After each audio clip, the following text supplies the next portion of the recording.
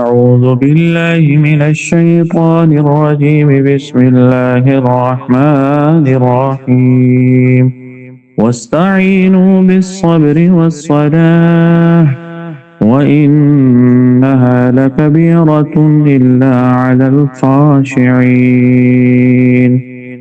واستعينوا اور مدد حاصل کرو بالصبر والصلاة صبر اور نماز کے ذریعے وَإِنَّهَا لَكَبِيرَةٌ اور یقیناً یہ بہت بھاری ہے إِلَّا عَلَى الْخَاشِعِينَ مگر خشوع کرنے والوں پر۔ سورہ بقرہ کی اس آیت مبارکہ میں اللہ رب العزت نے 3 باتیں ارشاد فرمائی ہیں۔ پہلی بات کہ انسان پر جب بھی کوئی مصیبت آ جائے، پریشانی آ جائے، اسے 2 کام کرنے چاہیے۔ ایک صبر کرنا چاہیے اور دوسرا نماز پڑھنی چاہیے۔ جیسی بھی حالت آ جائے انسان پر تو صبر اور نماز کا اہتمام کرے۔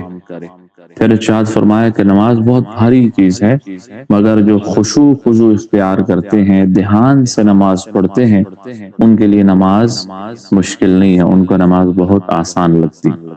اصل میں گناہوں کی وجہ سے انسان کا دل بیمار ہو جاتا ہے، اس کی روح بیمار ہو جاتی ہے۔ جب بیمار ہو جاتی ہے تو اس کا نیک اعمال میں دل نہیں لگتا، عبادات کے اندر اس کا دل نہیں لگتا۔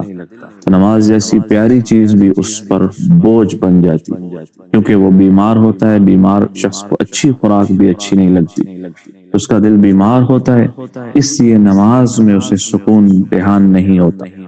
اس لیے ہم ایک تو نماز کا اہتمام کریں اور صبر کیا کریں کہ جب بھی کیسے حالات آ جائیں انسان کو صبر کا دامن نہیں چھوڑنا چاہیے۔